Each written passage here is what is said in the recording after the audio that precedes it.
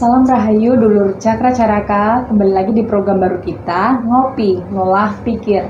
Bersama saya Caroline dan Nyai Diajeng.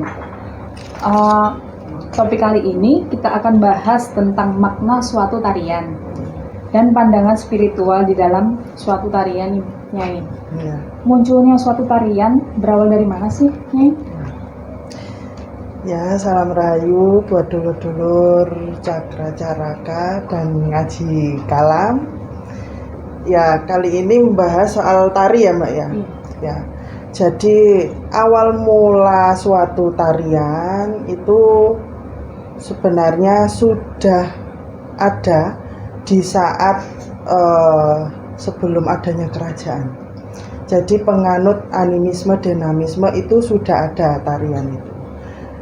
Tarian waktu itu sebenarnya untuk sesembahan atau apa ya, kita bilang sebagai ritual,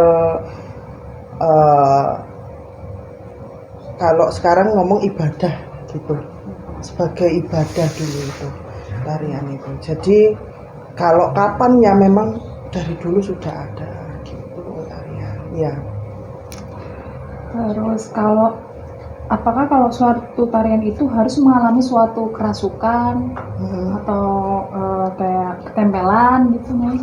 Nah ya, sebenarnya enggak harus, tapi karena sudah jadi tradisi ya, di Nusantara ini kan sudah tradisi banget bahwa suatu tarian atau budaya yang ada di Nusantara itu pasti berhubungan dengan mistis, dengan kesurupan gitu. Cuman dulu pada dasarnya tarian itu mengandung suatu penyampaian filosofi atau bahasa atau suatu cerita atau legenda, dan juga yaitu sebagai pemujaan, sesembahan. Nah, kalau akhirnya ada kesurupan, kerasukan kayak gitu, itu ya sebagai apa ya, sebagai penggebrak agar seni budaya ini tidak jauh dengan hal-hal yang bersifat gaib, bersifat mistis, karena Nusantara ini kan sudah dari dulu memang sejarahnya kan sudah mistis banget gitu kan ya. Jadi makanya setiap tradisi atau setiap budaya itu pasti tidak jauh sama mistis ataupun kesurupan ya. Yang penting itu gini, ada filosofi ataupun gerakan yang nanti itu bisa ditampilkan dengan model keindahan ataupun suatu sastra yang nanti disampaikan dari suatu tarian-tarian itu. Itu sih. Terus kalau misalnya untuk tarian tersebut ada semacam kayak ritual khusus? Iya. Kalau tarian ini memang mesti ada ritual. Jadi penarinya pun harus puasa, harus ya ada tiraka-tiraka. Terus setelah itu nanti mau tampil itu harus ada sesaji. Karena apa sih, kita ini kan mau mengapresiasikan suatu gerakan ya. Gerakan ini kan mengandung legenda, sejarah, ataupun juga suatu karakter dari leluhur kita yang nanti digambarkan di suatu tarian. Nah, itu kan harus permisi dulu. Permisi untuk ya, kalau di Nusantara ini kan terkenal dengan Ibu Pertiwi, permisi dulu sama Nyai Danyang, Kaki Danyang, atau yang babat alas di desa tersebut gitu. Nah, terus juga ada puasa untuk diri sendiri, karena apa, kita juga butuh biar aura kita itu terpancar gitu loh. Oh ya, untuk dulur-dulur mungkin ada yang mau tanya? 2 pertanyaan aja, biar nanti Nyai jawab. Silakan. Monggo. Mungkin ada pertanyaan.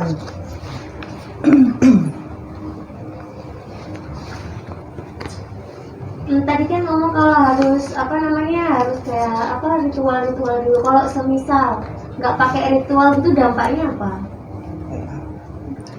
Oke, satu pertanyaan lagi. Iya. 1 pertanyaan lagi sebelum Nyai menjawab.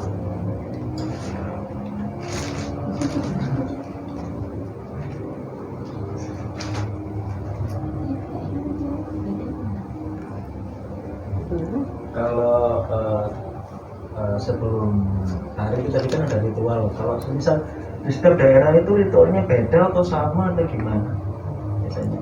Ya. Monggo Nyai. Oke. Jadi yang pertama, apa harus ada ritualnya dulu ya? Ya. Jadi tidak semua tarian itu harus ada ritualnya. Cuman karena kita sudah dibiasakan dengan yang namanya nyun sewu, permisi, jadi akhirnya apa ya, sudah dibiasakan dari dulu, dari nenek moyang kita. Sebenarnya ya ndak harus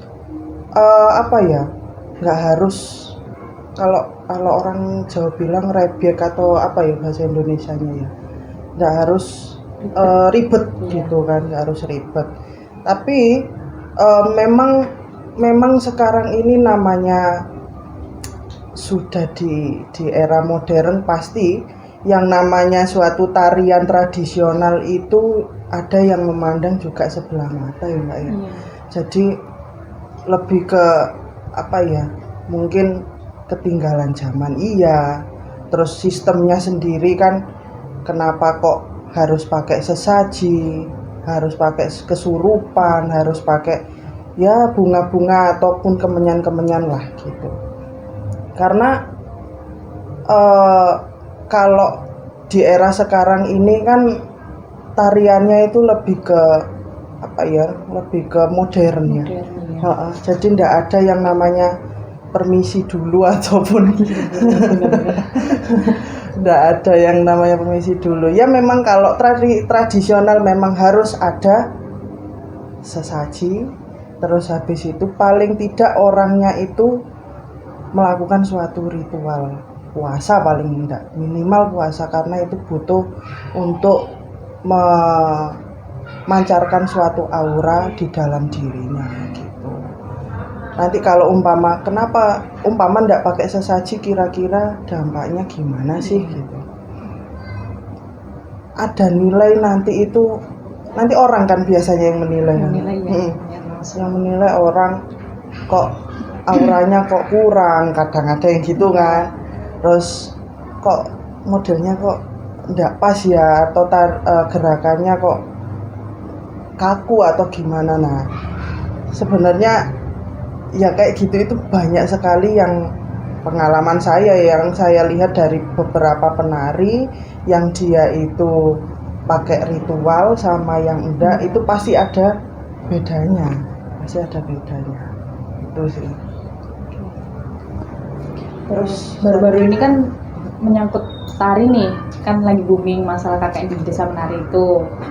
Terus di dalam cerita itu tuh sebenarnya ada nggak sih perjanjian kayak dia tuh nyari korban tuh dijadiin kayak tumbal atau untuk memenuhi perjanjian tersebut gitu loh Nyai? Di suatu film yang baru-baru ini ya. Itu. Jadi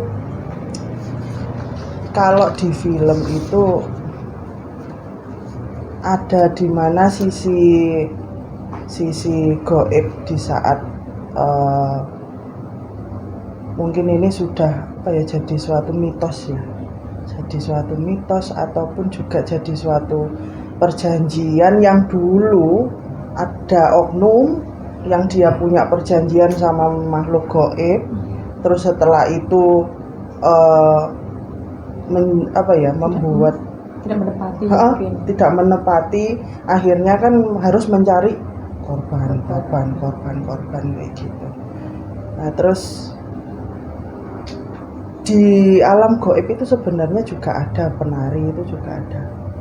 Jadi tarian itu ada dua macam, tarian yang secara real dan tarian yang secara gaib. Ya, tak kasat mata ya. Tak kasat mata karena di luar dari yang yang kasat mata ini itu pasti kan ada kayak kerajaan di situ, ada istana ataupun ada sanggar mungkin yang dia punya tarian khusus untuk sesembahan, untuk cara mereka menampilkan, mungkin di situ juga ada rakyat goib gitu. Nah, terus setelah itu ya ada juga di era kerajaan dulu itu juga sempat bahwa tarian itu dibagi juga dua. Jadi tarian untuk raja atau tamu-tamu kehormatan, tarian penyambutan. Terus juga ada tarian yang dia untuk menghibur rakyat. Jadi ada dua tarian. Tadi ada yang tanya masih ya? Masih ada yang mau nanya lagi? Oh yang tadi ya, setiap daerah itu, setiap daerah ritualnya beda-beda, pandai gitu lah. Kalau ritualnya memang beda-beda. Setiap tarian pun ritualnya beda-beda. Ada yang harus nyembelih hewan, ada yang harus melarung, itu ada kayak gitu, larungan. Nah terus ada yang cuman bunga ataupun sajen yang hanya bunga atau dupa kayak gitu juga ada. Memang modelnya macam-macam, tergantung dulu nenek moyangnya ini menerapkannya itu apa gitu, gantung itu ya kita ikutin aja, mau ndak mau diikutin aja. Diikutin. Oke. Terus kalau misalnya di era kerajaan dulu tuh emang udah ada tariannya sejak Dulu sudah ada tarian, tapi di era Mataram Islam atau era kewalian itu tarian itu dikembangkan lagi. Jadi dikembangkan lagi untuk syiar. Untuk syiar. Kayak tarian-tarian yang ada di Jogja. Nah, terus habis itu di Solo mungkin atau di tempat-tempat lain yang dia lahirnya suatu tarian itu ada di era-era Kesultanan waktu itu. Nah, kalau sebelum Kesultanan ada enggak sih tarian itu? Sudah ada. Tapi ya itu tarian itu hanya untuk sesembahan, tarian pemujaan. Hindu Buddha dulu ada tarian pemujaan juga. Mungkin kalau sekarang kita bilang itu meditasi yang dengan cara gerakan itu kan sama seperti tarian kan. Nah, terus setelah itu tarian untuk menyambut orang-orang yang punya pengaruh sama kerajaan gitu. Terus sama hiburan rakyat. Itu sih. Gerakannya juga nggak terlalu banyak kalau dulu. Berarti setiap tarian itu ada maknanya masing-masing ya? Ada makna masing-masing. Ada filosofi ataupun ada bahasa yang disampaikan. Gitu. Nyai, kalau untuk penutup nih, ada nggak pesan untuk para seniman tari agar seni tetap terjaga atau dilestarikan? Pesan-pesan mungkin? Ya. Jadi untuk para penggiat budaya seni, memang kita itu mau ndak mau harus terjun langsung harus melestarikan terus, walaupun pasti ada pro kontra juga di suatu tarian ataupun suatu gerakan. Kadang-kadang kan ada yang punya apa ya, punya ide untuk membuat suatu tarian walaupun modelnya itu tetap tradisional. Kadang-kadang kan ada pro kontra juga di situ. Yang penting tetap dilestarikan dan jangan berkecil hati. Terus tetap kendalikan kesadaran dalam diri, biar apa sih? Karena kadang di saat kesurupan ini, nah posisinya penari itu ada yang tidak bisa ngontrol kan, nggak bisa ngontrol. Akhirnya apa? Nggak tahu, kadang penontonnya ditabrakin atau kadang sesaji ya dirusak kayak gitu, karena mereka sudah terkontaminasi sama makhluk-makhluk gaib gitu sih. Tetap ada kesadaran di dalam pertunjukan, khususnya di pertunjukan tari gitu. Ada yang mau tanya lagi kayaknya? Nanya kakak, Oke, boleh, silakan. kalau misalkan hari kan ada yang dirasukin ya, nah kok bisa keluar dirasukinnya pas narinya selesai? Nah, Kok bisa pas waktunya? Ya, Kok ya. diatur gitu? Kakak, dulur mau nanya mungkin. Ya, pada umumnya kan penari itu memang benar-benar basicnya itu penari kan ya. Apakah bisa orang yang nggak ada basic penari terus dihadirkan sosok leluhur untuk menarikan tarian tersebut? Ya. Oke. Jadi tadi tanya apa tadi? Kok bisa pas keluarnya Waktu narinya habis. Nah, ya. Jadi gini, itu ada skenario juga, karena kan pengalaman yang saya lihat, entah kebanyakan di situ itu tarian yang kesurupannya apa sih? Yang sekarang banyak itu kan ya jaranan ya. Jaranan, jatilan, reog gitu kan. Kok bisa di saat bunyi gamelan itu sudah selesai, pertunjukan selesai, mereka udah surupannya udah selesai. Ya itu ada skenario, ada juga yang kadang-kadang ini susah dikeluarkan juga ada. Jadi tidak setiap selesai pertunjukan selesai semua, enggak. Ada yang kesusahan untuk mengeluarkan itu ada. Sampai besoknya pun mereka pulang posisinya juga masih ditempelin, itu juga ada. Gitu. Jadi kalau yang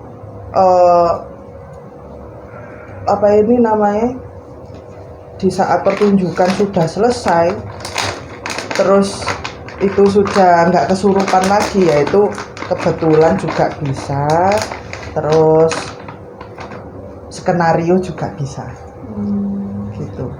Jadi nggak bisa dipatenkan kok demite ngerti gitu kan.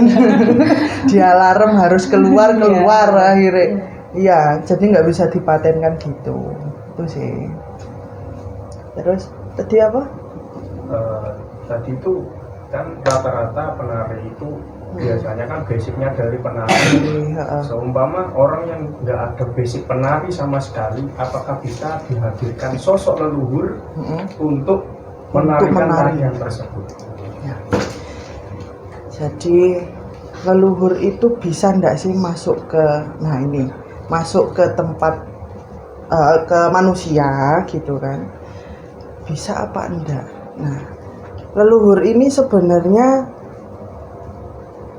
tidak bisa atau tidak mau menyakiti manusia, kecuali demit kelasnya di bawah leluhur gitu. Nah, kalau didatangkan leluhur, datangkan mungkin hanya menyaksikan saja di depan, tapi beliau tidak bisa menggerakkan kita, kecuali ada izin. Nah, itu beda lagi. Izin gaib ini sama halnya seperti suatu perjanjian gitu. biar dapat izin. Biar dapat izin ya harus ritual. Seperti tarian yang ada di Bali. Nah, kalau yang di Bali ini kan sudah turun temurun. Jadi sudah ada yang apa ya? Kalau bilang sudah ada yang mensistem karena sudah biasa di sana itu ritual-ritual itu kan sudah kental banget sih. Iya. Gitu. Jadi ada apa ya? Kode lah, punya kode.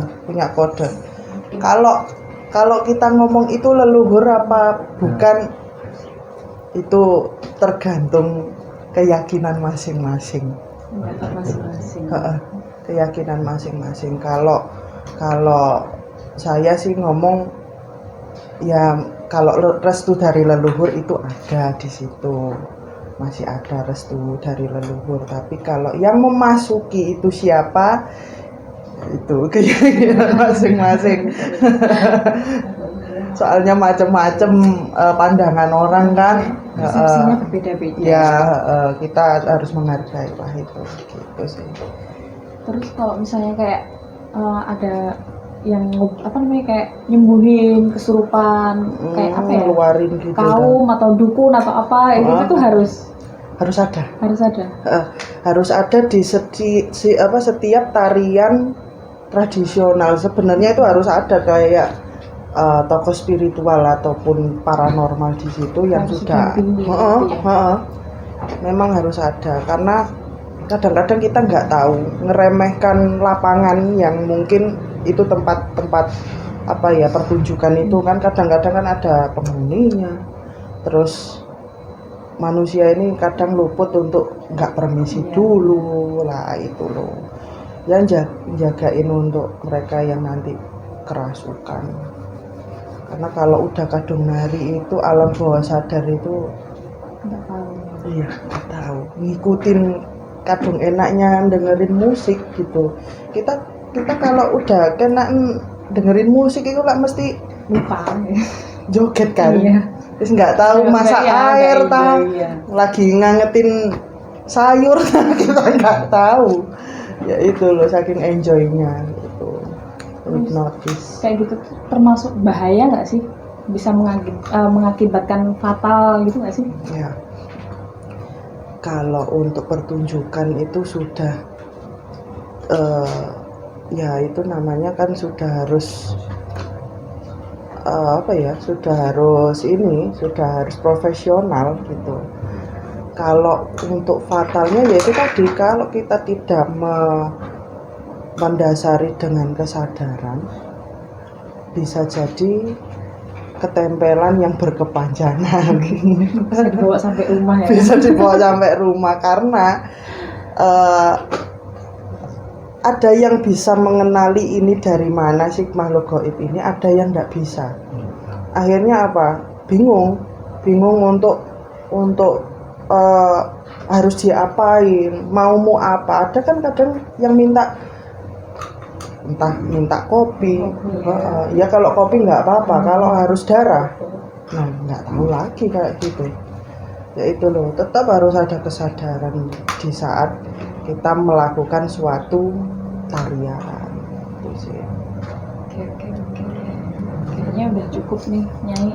Oke, untuk mungkin sambung minggu depan lagi ya. Oke. Kita ngopinya alias ngolah pikir. Jangan lupa subscribe channelnya Nyai, apa Nyai? Cakra Caraka Channel dan Ngaji Kala. Oke, Rahayu. Terima kasih.